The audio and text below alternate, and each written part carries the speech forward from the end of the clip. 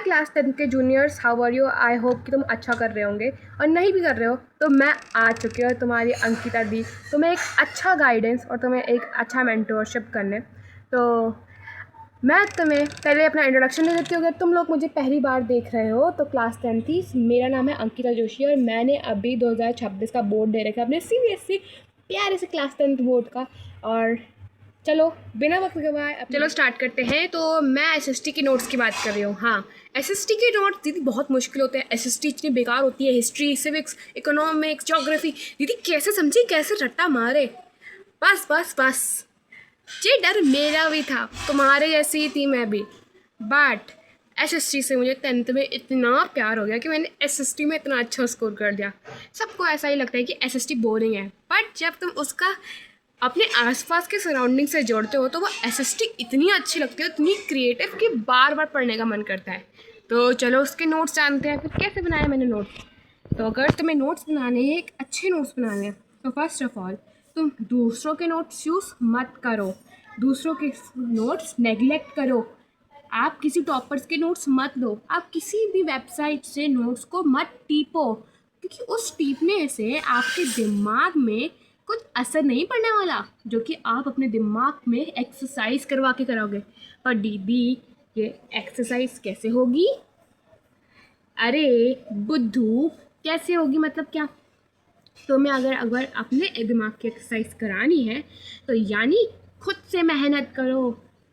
तो first step है कि अपना नोट्स खुद से बनाओ, जो तुम्हारे हेल्प करेंगे ब्रेन में रिमेम्बराइज करने में, और उसको जल्दी जो ब्रेन है वो मेमोराइज करेगा। तो मेरा पहला स्टेप है कि तुम अपने नोट्स खुद बनाओ। और दीदी चलो ठीक है, हमने नोट्स खुद भी बना लिए, तो इसके आगे क्या? अगर आप इसको नोट्स बनाओगे तो आपके मेमोराइजेशन में बहुत अच्छा इफेक्ट पड़ेगा। दीदी पर स्कूल के नोट्स भी तो होते हैं, स्कूल के नोट्स का क्या करें? अगर तुम्हारी मैम अलाउ करती है कि तुम सेल्फ नोट्स बना सकते हो तो अपनी मैम से परमिशन लेके आप सेल्फ नोट्स बनाओ अपनी नोटबुक में, ना कि मैम के कराए हुए नोट्स टीपो। आपके स्कूल के नोट्स इतने इफेक्टिव नहीं होते हैं जितने आप खुद इफेक्टिव बनाते हो अपने नोट्स, जब आप अपने मेहनत से उस नोट्स को बनाते हो। तो दीदी क्या हम उसके लिए हेल्प बुक ले या फिर गूगल में सर्च करें टॉपिक्स? नहीं नहीं नहीं, गूगल, चैट जीपीटी, आपको कोई भी एक्स्ट्रा चीज़ से नोट्स के लिए हेल्प लेने की ज़रूरत नहीं है। सिर्फ मैं एक बात कहूँगी, तुम बस लेक्चर देखो और नोट्स बना सकते हो। मैं बताती हूँ, मैं अपने टाइम में लेक्चर्स देखती थी, यानी दिगराज सर के जब वो लेक्चर्स होते थे, या फिर तुम किसी भी टीचर का लेक्चर देख रहे हो, तो जो टीचर वो एनसीईआरटी की अगर कोई टीचर लाइन बाय लाइन पढ़ा रहा है तो वो जिस जिस चीज़ में अंडरलाइन कर रहा है और जो कुछ भी लिखवा रहा है उस पेज में रफली में या कंक्लूजन करके, जैसे दिगराज सर क्या करते थे हमारे, वो कंक्लूजन ऊपर करते हैं। अगर मुझे आरंभियन देख रहे हो या फिर आरंभ या नेक्स्ट टॉपर्स के जितने बच्चे मुझे देख रहे हैं तो सुनो, अगर दिगराज सर तुम्हें पढ़ा रहे हैं एनसीईआरटी की लाइन बाय लाइन रीडिंग करा रहे हैं ना, तो उसको अपने बुक में वैसे ही करो। अगर दिगराज सर जैसे कंक्लूजन करके यहाँ लिखते हैं ना पॉइंट्स, कि पहला पॉइंट क्या हुआ, उस टॉपिक के आगे लिख दो। जैसे दिगराज सर अपने बोर्ड में, स्क्रीन बोर्ड में लिखवाते हैं ना, वहाँ साइड में छोटे छोटे करके इवेंट्स ऐसे स्टार्ट हुए 1914-16, ऐसे करते 1916-17 गांधी जी आए, वो क्या लिखवाते हैं, वो उसी से अगर तुम लिखते जाओगे ना उनके संग, वो जहाँ अंडरलाइन कर रहे हैं, अगर वो करवा रहे हैं अंडरलाइन कि नेशनलिज्म पर करा रहे हैं या फिर करवा रहे हैं किसी भी चीज़ में इंपॉर्टेंट, जैसे नेशनल पार्क कहाँ लोकेटेड है, कॉर्बेट नेशनल पार्क उत्तराखंड में लोकेटेड है, तो वो ऐसे करवा रहे हैं तो वहाँ पे करो, ठीक है, अंडरलाइन करो। ज्योग्राफी, हिस्ट्री, सिविक्स सबकी बुक में अंडरलाइन करो।